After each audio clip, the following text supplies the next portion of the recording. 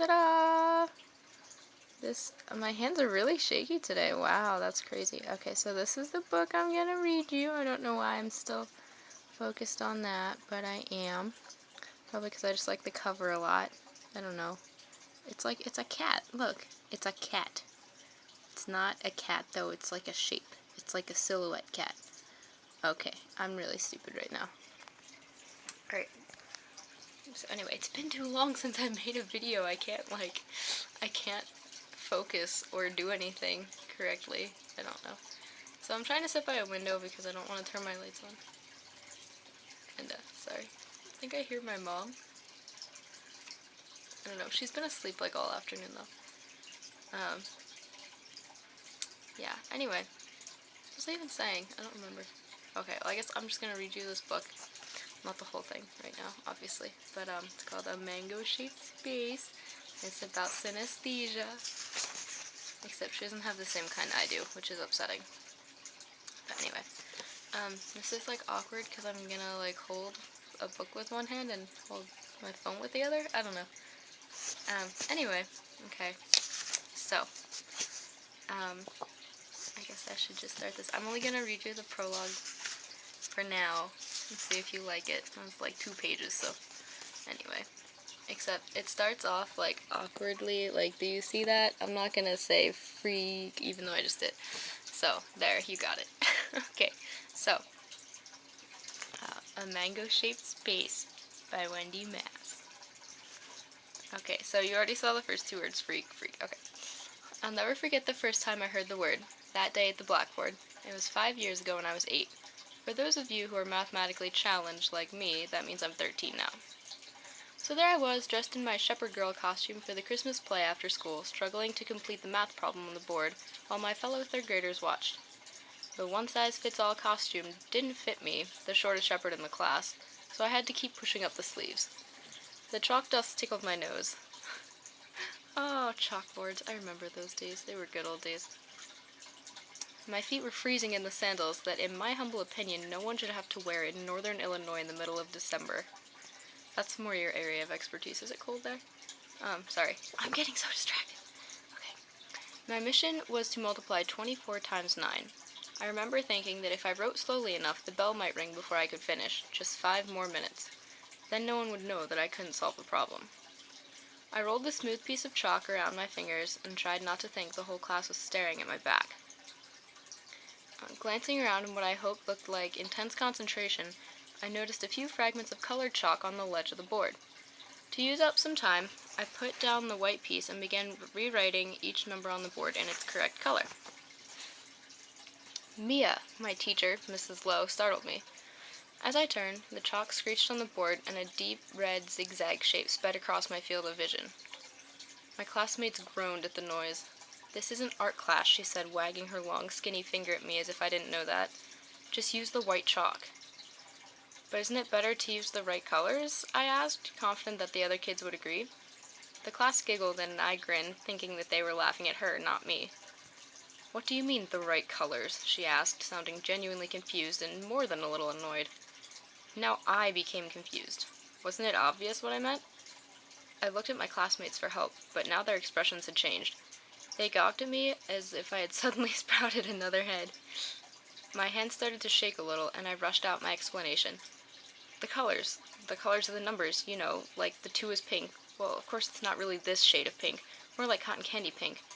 And the 4 is this baby blanket blue color, and I just figured it would be easier to do the math problem with the numbers in the right colors. Right?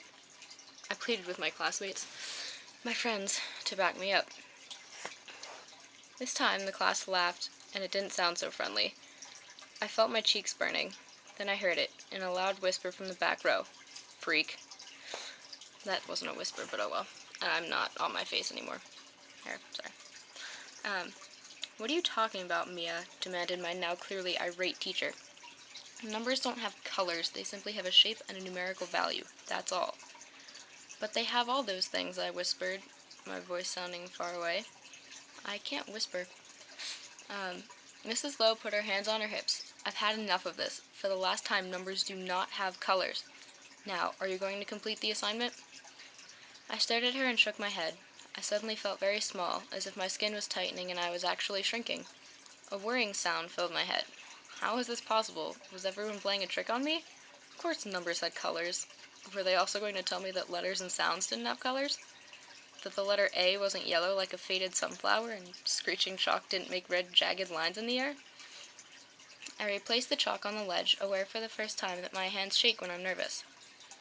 I stood with my arms at my sides, sleeves hanging halfway to my knees. Was I the only one who lived in a world full of color?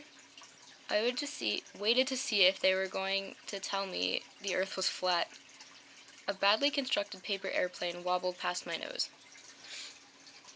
Mrs. Lowe sent me to Principal Dubner's office, where I repeated my explanation for using the colored chalk. By the time my parents arrived an hour later, I'd run out of steam. I sat there and listened to them talk about my uncharacteristic behavior. I wanted to tell the principal that his name was the color of freshly piled hay. That's a great color, in case you didn't know. Hold on. Okay. My hair's like freaking out on me. I quickly thought better of it. Even at 8 years old, I was smart enough to realize that something was very wrong, and that until I figured out what it was, I better not get myself in deeper trouble. My voice is dying. I'm sorry. So I pretended I made everything up. I sat there and said things like, it was stupid, I was only playing around, and at least 20 times, I'm sorry. The principal left me in the hands of my parents, who brought me home. I promptly kicked off the stupid sandals, threw on my sneakers, and took off running through the fields behind my house. The cold didn't bother me. I was too busy brooding over the unfairness of it all. The Christmas play was short one shepherd girl. Mrs. Lowe made me clean the erasers for a week and apologize in front of the whole class for taking up their time with my nonsense. Those were her words, not mine. Pretty soon, everyone forgot about that day. Everyone but me. I learned to guard my secret well, but now I'm 13. Everything is about to change, and there's nothing I can do to stop it. End of prologue. It's like the most cliche ending to a prologue ever, but who cares, because it's so good. I'm sorry, I'm really excited now. I probably just looked like a turtle there when I did that because of my scarf. Anyway, so that's the prologue. Let me know if you like it. I hope you do, because I really like this book, and now I'm like rereading it, and it's making me very happy. I'm reading like 5 books at once right now. I'm reading this and Plaid. That was probably the weirdest face I've ever made. And this one book for school. So yeah, hopefully I'm like not gonna get lost with all of these. I don't know, whatever. Anyway, so yeah, that was it. So let me know if you like it, and I can read you some more. There we go. See the cover again, because it's so awesome. Okay, I'm gonna leave now. Bye.